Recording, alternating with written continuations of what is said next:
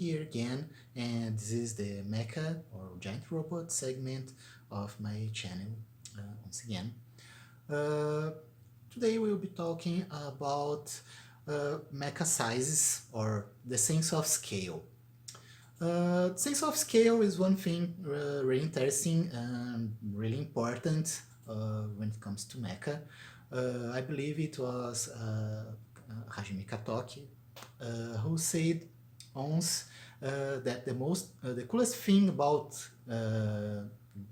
giant robots is that when you imagine them in your general setting, like imagine them between the buildings or in a forest, in a desert, like you look someplace and you can picture that robot there.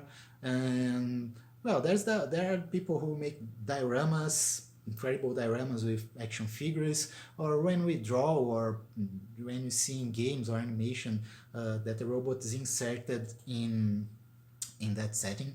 That's one of the things I want to point out in a video about the Gundam Wing game for the SNS.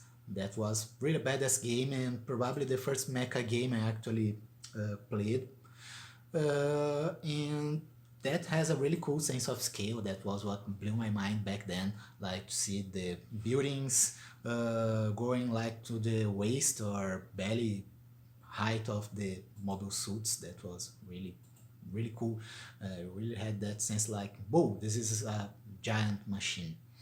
The other part of the sense of scale is exactly that you can imagine how it is to be inside that machine.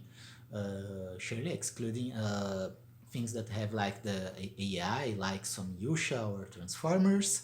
But even so, there are things like Transformers Headmasters or Power Masters, which some were piloted by humans in a very strange fashion, like they were those Headmaster suits and they folded up to become a head. That must be really uncomfortable. But considering you are piloting a mecha, I won't mind too much. I'm very flexible, so yeah, that could be something. But yeah, usually there are cockpits, and this is the cool part. This is really one of the coolest things in mecha. I love to watch the cockpits. I'm currently playing SD Gundam Generation Cross Race, and one thing really cool is that when there are character cut-ins, the cockpit background changes according to the mecha you are in.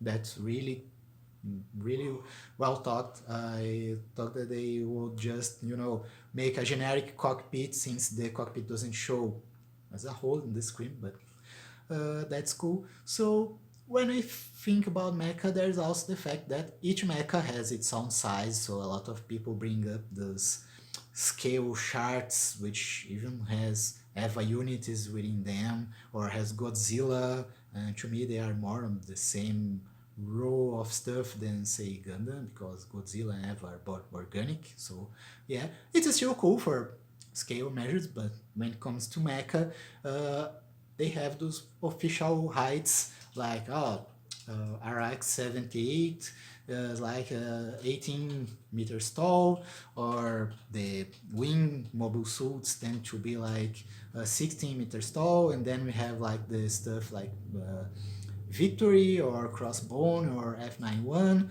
and then we have smaller things like Fullmetal Panic or Votoms. Votoms, I believe the ATs tend to be 4 meters tall, average, and that's really cool. And different sizes have different lores and different purposes. When you think like super robots, they usually had like at least 40 meters. They were at least 40 meters tall, and this is big. This is really big. So yeah, imagine moving around in a 4-meter giant through the city. You would probably cause far more destruction than any of the monsters intended to cause in the first place, just by getting out from your base to the center of town. But yeah, When it comes to personal opinion or personal preference, I tend to like real robots more than super robots. I'll probably talk about that in the next video.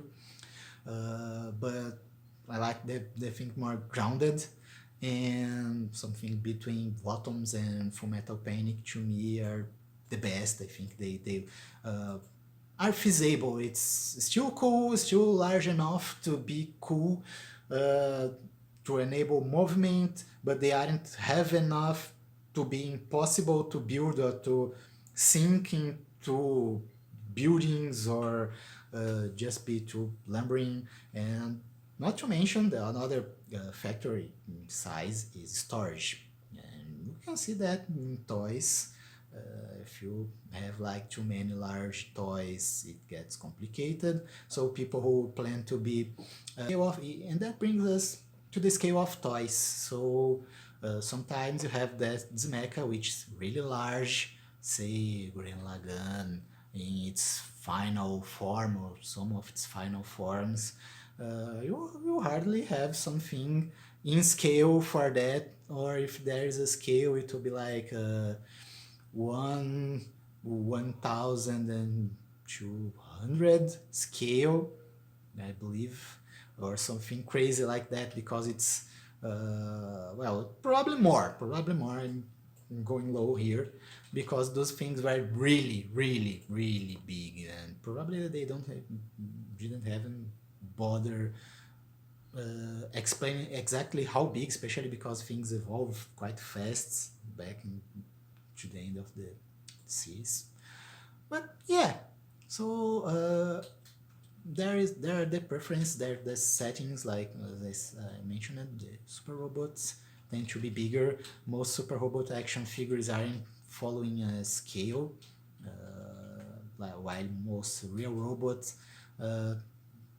be it Gundam, Fullmetal Panic, or Macross, tend to follow a set scale.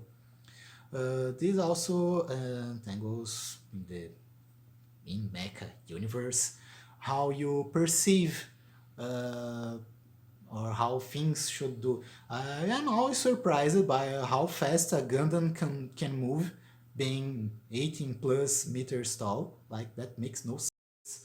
And how you can make something move fast, but articulation, they should be heavier, they should be slower. And that's about it, I suppose. That's mainly introduction. I plan to maybe make a video, a more in-depth stuff with more examples, or even bringing in some of my original work. My original mecha tend to be 6 meters tall in height, at least for my main setting.